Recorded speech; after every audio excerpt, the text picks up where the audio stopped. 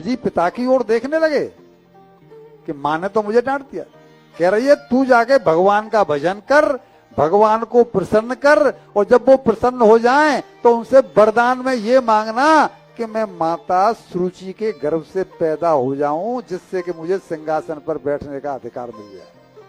यानी भगवान को प्रसन्न करके भी ये बात वरदान मांग कि तू फिर गर्भ में आ। इसे कहते हैं दोनों ही उल्टी खोपड़ी के। उत्तानपाद का अर्थ क्या है? उत्तानपाद का अर्थ क्या है? बोलो बोलो। है? उत्तान का पाद कहते हैं जिसके पाद ऊपर हो और सिर नीचे हो।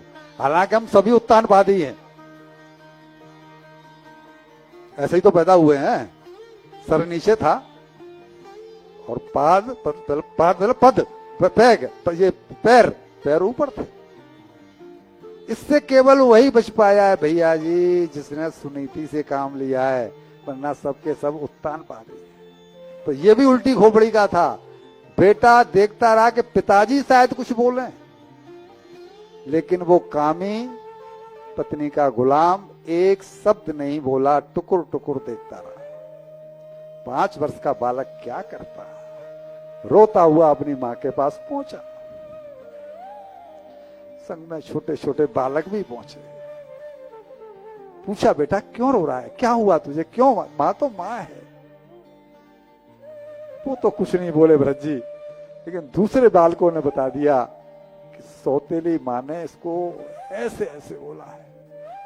पिताजी वो चुप रहे, उसने अपने भाग्य को बहुत कोसा है, यहाँ बहुत बड़ा विस्तार है।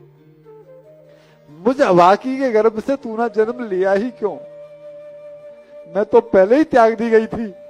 एक उम्मीद थी कि शायद तू जीवन में किसी मुकाम पर पहुंच जाएगा, आज वो भी टूट गई। और तुझसे बेटा अब ये सुनी थी बेटा, लेकिन तू बुरा मत माना है बेटा, मैं तो परतंत्र हूं, स्त्री जाति हूं, नहीं जंगल में जा सकती, तू तो स्वतंत्र है ना। तेरी मां ने अच्छा ही कहा है, यही तो कहा है कि जाके भगवान का भजन कर। तो बेटा जाके भगवान का भजन करना। तू परम पिता की गोद में बैठना, अपने पिता की गोद में क्यों बैठना चाहता है रे? ये संसार वाले किसी को क्या देंगे बेटा, अपने मन में मलाल मत कर। मेरा दुर्भाग्य है कि मैं त्याग दी गई हूं। तू अगर यहां पे रहा तो तेरी सौतेली मां तुझे सम्मान जीवन जीने नहीं देगी। जा भगवान का भजन कर, तू स्वतंत्र है। दाता एक रामचंद्र, भिखारी सारी दुनिया। बेटा क्यों बाप से मांगना, और तू परम पिता की गोद में बैठ ना। इस बाप को तो किसी न किसी संसार से जाना है। तेरी माता ने तुझे सही शिक्षा दी है, ये है सुनीति। उपनिषद में एक शब्द आता है साहब, अमृतस्य पुत्र। तू मेरा पुत्र है, मैं तुझे आशीर्वाद देती हूं। तेरी साधना भगवान जरूर सुनेंगे। क्यों? कि उसी समय से मां का लग गया, अब तो एक ही आस है कि मेरा बेटा वापस आए, तो वो पात्रता प्राप्त करके आए कि परमपिता परमात्मा की गोदी में बैठे। वैसे दुआओं का कोई रंग नहीं होता। दुआओं का कोई रंग होता है?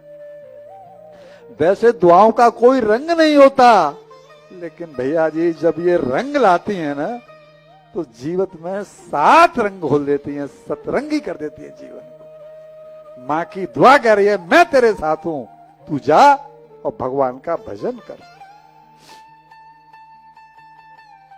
ध्रुव जी ने लौट के पीछे नहीं देखा, मां की भी आज्ञा मिल गई। और एक बात है, आपने शायद कभी किसी ने दर्शन किए हों, हम उनके चरणों में बैठे हैं। स्वर्गाश्रम में एक संत रहते थे, उनका शरीर नहीं रहा, ब्रह्म प्रकाश जी, उनका नाम था ब्रह्म प्रकाश। हम जब उनके चरणों में जाके बैठते थे तो बड़े तो वेदांती थे, वेदांत की बातें करते थे। उनके पास जब कोई लाला जी मिलने जाता था, मशहूर थे, तो लोग मिलने जाते थे सत्संग के हिसाब से, तो पूछते थे कहिए चौधरी साहब कैसे आए, क्या हाल है आपका, कहां से आए हैं, आपने बताया। और फिर वो पूछते थे कि कहिए कैसा हाल है आपका, तो आप क्या जवाब देंगे, बढ़िया है। तो ज्यादातर लोग यही कहते थे। वो पूछते थे क्या हाल है आपका, तो लोग कहते बढ़िया है जी, अच्छे हैं जी, आनंद है जी। तो वो कहते थे कि आनंद है ना, हाँ, तो फिर क्यों बैठे हो, अगला कृष्ण बात, फिर क्यों बैठे हो यहां पर, दरवाजा उधर है। अब वो आदमी चक्कर में पड़ जाता कि जी क्या हुआ। कहते हैं कि संतों के पास जाकर रोना पीटना नहीं चाहिए, हमने वही तो कहा जी आनंद है। तो वो कह रहे हैं कि जो आदमी मजे में है, बढ़िया है, आनंद में, उसके गले मेरी बात उतरेगी। मेरी बात गले उसके उतरेगी जो अंदर से दुखी हो। धुंधकारी के बाद गले में क्यों उतर गई, क्योंकि उसके तन मन से लगी हुई थी। जो खुद ही आनंद में, वो तो टाइम पास करने के लिए गया है, तो वो कहते थे मेरे पास टाइम पास करने के लिए टाइम नहीं है, गो। और जो कहता था कि स्वामी जी बहुत दुखी हूं, आपकी कृपा पाना चाहता हूं, आपका आशीर्वाद लेने के लिए आया हूं, तू बैठ, हमने अपनी आंखों से देखा, तू बैठ। और फिर उसको ज्ञान देते थे। ध्रुव जी दुखी थे, ध्रुव जी की मां दुखी थी, इसलिए वो आनंद भाई क्यों नाम इसमें था। और ध्रुव जी दुखी थे, इसलिए मां की बात फौरन उतर गई गले में, और 5 वर्ष का बालक तपस्या करने के लिए घर छोड़कर चल दिया।